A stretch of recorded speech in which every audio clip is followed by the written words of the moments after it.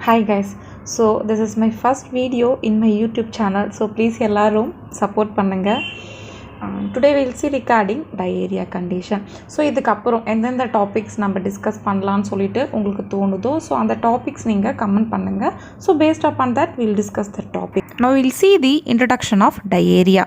So diarrhea is derived from Greek word and the meaning is flowing through. So that means passage of loose stools we can be observed, and this is one of the second leading cause of the death in children, that is mostly under 5 years of age group children we can observe this diarrhea condition.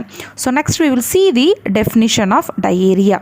So this definition is according to World Health Organization. Diarrhea is defined as passage of 3 or more loose stools per day. So that means the individual he is passing these loose stools 3 or more than that, so we can consider that as diarrhea condition. Next we will see the incidence of diarrhea. So every year there is about 1.5 to 2 billion death of children due to diarrheal diseases we can observe. Diarrhea is the second leading cause of child mortality and morbidity in the world, and 1 in 5 children die of diarrhea every year in India, and it mostly due to contaminated food and water sources. So by that only diarrheal condition it will be occurring in children and any other individuals. Next we will see the classification of diarrhea. So there are mainly 3 classifications will be there, so one by one we will see. So first one is on the basis of duration. So in this on the basis of duration mainly 2 subtypes will be there. So in that first one is acute diarrhea and second one is chronic diarrhea. So in this acute diarrhea, so name itself they give, that is acute means short duration, so we can observe the diarrhea. So that means 12 hours to 4 days we can observe the diarrheal condition, so which will be resolves within 3 to 7 days. That means short duration, within 1 week we can observe this diarrhea, that is acute condition only. So that is known as acute diarrhea. And second one is chronic diarrhea. Chronic itself, that is long duration. So this chronic diarrhea that lasts for at least 4 weeks, so that is known as chronic diarrhea. Second type is on the basis of clinical presentation. So in that mainly 2 subtypes will be there. So first one is acute watery diarrhea and second one is acute bloody diarrhea. So in that first subtype acute watery diarrhea, so that means watery diarrhea we can observe, that too in short duration, but here no water content will be more in the stool, and whereas in acute bloody diarrhea, so that too will be occurs in a short duration only, but along with the diarrhea loose stools blood content will be there, the bloods we can be observed in this stool, so that is known as acute bloody diarrhea. And third one is on the basis of physiology. So on the basis of physiology mainly 5 subtypes will be there. So in that first one is inflammatory diarrhea, second one is secretory diarrhea, and third one is osmotic diarrhea, and fourth one is exudative diarrhea, and fifth one is motility related diarrhea.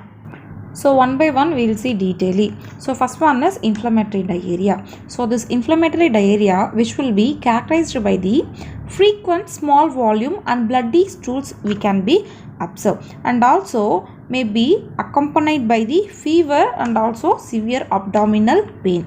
And this inflammatory diarrhea which is suspected with the demonstration of leukocytes or leukocyte proteins we can be observed in the stools by stool examination. The leukocytic proteins examples are calprotectins or lactoferrins we can observe in the stool by stool examination.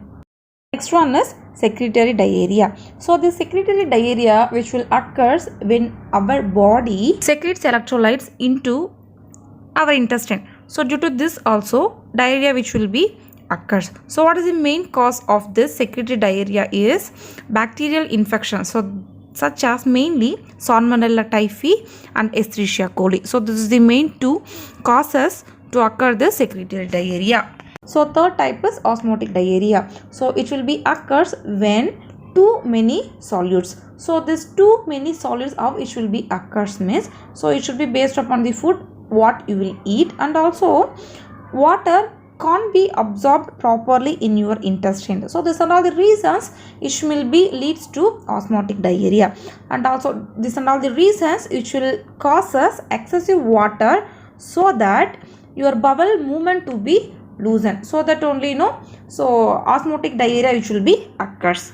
And fourth type is exudative diarrhea. So this exudative diarrhea is associated with the damage to the intestinal mucosa. So that means due to the diarrhea, so it will be damages to the intestinal mucosa, which leads to release or oozing of mucus, blood, plasma protein from the cells we can be observed, and also which will finally leads to inflammation or injury of the intestinal mucosa. And last type is motility related diarrhea. So in this motility related diarrhea, what will happen is, so which will be caused by the rapid movement of the blood through the intestine. So firstly, the food movements will be there in the intestine means, so that is also one of the reason to occur this diarrhea, because of excessive movement of food in the intestine, which will be leads to diarrhea. So that is known as motility related diarrhea. Next we will see the etiological factor of the diarrhea. So here few etiological factors they give. So in that first one is infections. So infections causative agents like bacteria or other organisms. Example is Salmonella typhi, Escherichia coli. So second one is drugs. So main few drugs which will be irritate the digestive tract, and also it will causes the diarrhea. So third etiological factor is dietary causes. So and few individuals they will be having allergies to certain foods, or some of the individuals they can't take more spicy foods and fourth one is surgical conditions. So in the surgical conditions like any intestinal or any abdominal surgeries the individual underwent means, so such as Crohn's diseases or any ulcerative colitis conditions or diseases the individual will be having, or any other intestinal or abdominal surgeries the individual underwent, also this diarrhea we can be observed. So this is also one of the cause to lead the diarrhea. And last one is miscellaneous causes. So in this miscellaneous causes, individual will be having any medical conditions like diabetes, and the individual will be having laxative abuses and any alcohol abuses. So this and all the some of the factors which will be leads to diarrhea. Next we will discuss regarding pathophysiology of diarrhea. So due to the etiological factors which will be leads to loss of normal alkaline secretion and also the fluids, so which will be leads to inflammation and edema of the mucous membranes. So inflammation is like inflammatory reactions we can observe, so due to that edema also we can be observed in the mucous membrane, so which will be leads to chronic diarrhea. So that means long duration the diarrhea we can be observed. So this chronic diarrhea, so which will be leads to increases the bacterial secretion as well as food nutritional status we can be observed. So here like a cycle manner they give, that is increased bacterial growth which will be leads to released organic acids. So this organic acids which will be leads to inflammation as well as edema of mucous membranes we can be observed. So that is which leads to fluid loss and carbohydrate increase level we can be observed in the body. So here released organic acids, so which will be directly related to the metabolic acidosis. So that means metabolic acidosis which will be increases in the body, and fluid loss and carbohydrate increases, so which will be directly leads to dehydration. So this is the pathophysiology of diarrhea. So next we will see the clinical features of diarrhea. So there are mainly three clinical features they mentioned. So that means different three levels. So first one is mild diarrhea, second one is moderate diarrhea, and third one is severe diarrhea. And here main clinical features are dehydration only. So here they differentiated between this mild, moderate and severe dehydration. So here signs of dehydration also they give, that is ask, look and feel. By seeing this and all we can be observe the dehydration. In ask no, so diarrhea, how many times you went per day, like that and all we will be asking. So they gave that differentiation mild, moderate and severe. Next one is vomiting, that is how much amount you vomited, like that and all we will be asking questions. And thirst, so that is normal or more than normal, that is, and severe is and next one is urine. So in that amount of urine, color of urine, and how many hours once you went urine, so like that and all we will be asking questions. So based upon that we will be categorizing. So next one is look, by seeing or by observing we will be identifying the dehydration levels. So that is condition, tears, eyes, mouth and tongue and breathing level. So here no condition, the baby is well alert or sleepy or very sleepy, so like that and all we will be observing. And tears also present or absent or absent, so based upon that we will be categorizing this dehydration level. So last one is feel. So in that mainly skin and pulse will be there.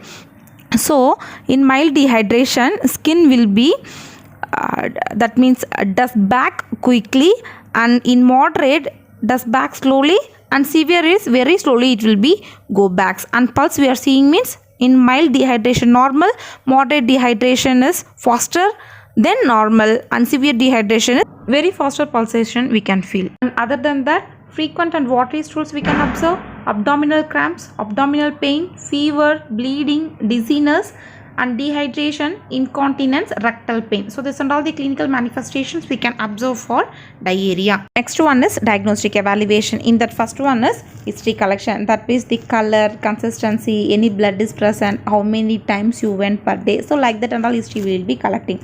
And second one is physical examination. In this dehydration, like skin, any abdominal pain, any abdominal cramps and all there, like that and all we will be assessing. And stool examination, in that no, so already we discussed that proteins and blood and all we can be observed in the stool by stool examination, so that one we will be assessing. Next one is stool culture they will do to identify the bacteria, virus, other organisms. And blood test also they will be do, so to identify the any viral or any bacterial infections is there in the blood, to identify that only they will do this and all the diagnostic evaluations.